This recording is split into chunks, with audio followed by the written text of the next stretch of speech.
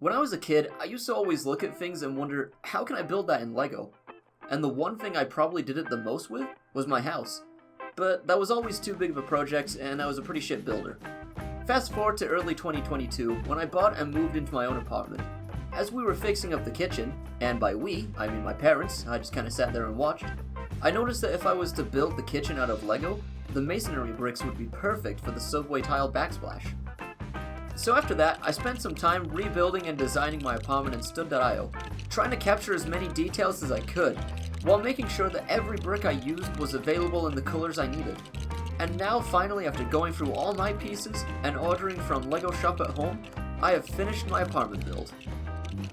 The model is made up of roughly about 2,000 pieces and sits on a base of 48 by 32 studs. It contains 5 removable walls for easier access to the build. So let's start with the biggest and most appropriate, the entrance. On the door, you'll notice this weird yellow formation. It's meant to be the peephole frame from Friends. It's not perfectly symmetrical, but I think that works here in recreating the curves of the actual one. Side note, my door is only this dark tan color on the outside. I just decided to keep it dark tan throughout, just so that the entire wall section wasn't a boring flat white. You might also notice these cheese slopes right here. I use these throughout the build to represent the light switches. Moving in, you can hang up your coat in the closet and then take a seat at the table. I went through a couple different designs for the table, but eventually landed on the sideways studs nut on top technique so that I could add more detail to the runner, instead of just being a basic 2x6 white tile. Next to the table is my upright. I had a lot of fun working on this one because I knew that while designing, I would want to add little spare pots to represent all the things I keep on the real shelves. Which, fun fact, this is where the apartment build sits in real life. This meant I would have to get creative with the build. So other than these side panels, the entire thing is built into the wall. I've also got Lion Knight's castle sitting on top. I think getting to create all my sets as microscale versions was my favorite part of the build, and I can't wait to show you the rest. Now we're at the part that started it all, the kitchen.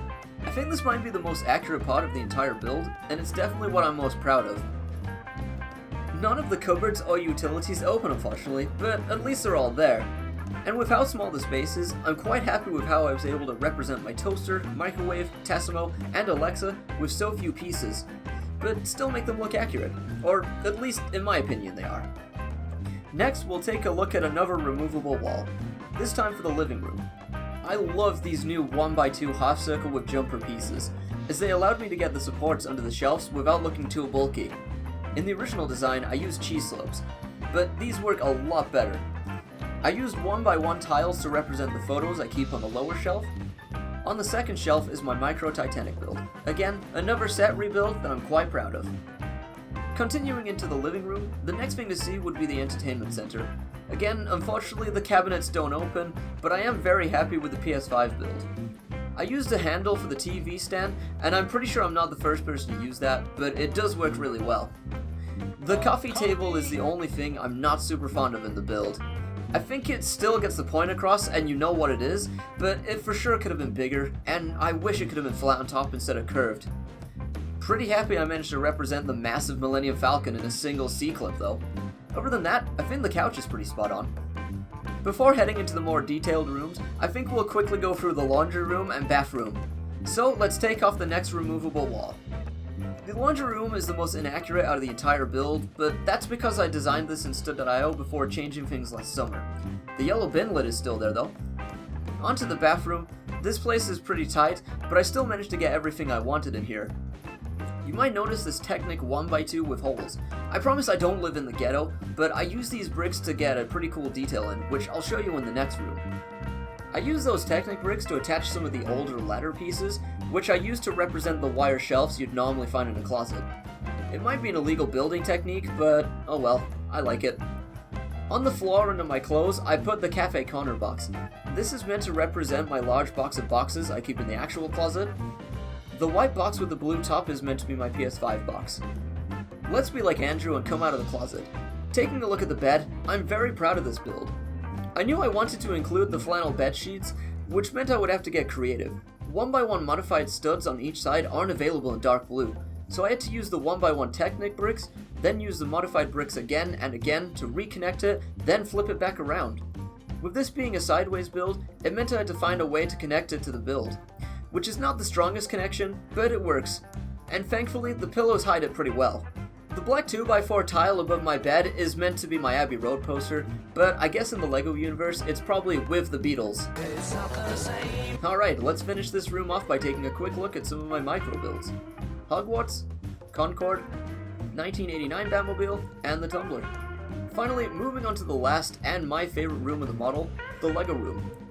On the side facing my living room is the city and my Harry Potter sets.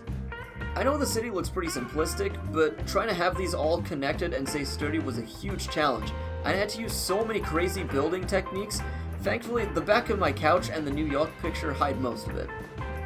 In my actual apartment, I used my closet space for both display and for storage. However, since I was using the 1x3 Technic lift arms, I was working on limited space, so I made pretty much everything in here storage boxes. I did manage to get the Death Star in there though. On the wall facing my bedroom, I've got my workstation, which is where I film and edit my videos. I use these panel pieces to represent the walls and floor of my Batcave. Doesn't look anywhere near as good as the actual one, but it still works. Right above is my Batman shelf. I used all these roller skate pieces to represent all the Batmobiles I have. I unfortunately had to remove a shelf for spacing, but I'm not too bothered about that because honestly, it probably would have been another shelf with roller skates on it. The top shelf has a bunch of different sets on it, so let's go over them. These dark tan sections are meant to represent the 1966 Batcave. I even attempted to represent the Wayne Manor facade with this 1x1 nougat tile. The stack of dark green, tan, and light purple 1x2s is meant to represent Central Perk and the Friends apartments all stacked on top of each other.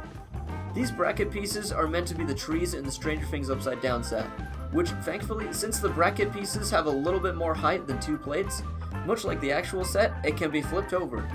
And finally, the last micro build is the Home Alone house. And that's it. I hope you all enjoyed the video. Maybe it even inspired you to try and do something like this yourself. If it did, I highly recommend checking out the program I use to design my sets, Stud.io. It's super easy to use, and every time you select a brick, if it isn't available in a certain color, it'll let you know. Plus, the program is linked to Bricklink, so once you finish building, you can upload the parts to your wish list. Thank you so much for watching, everyone, and I hope you all have a fantastic day. Anyways, have a good thanks.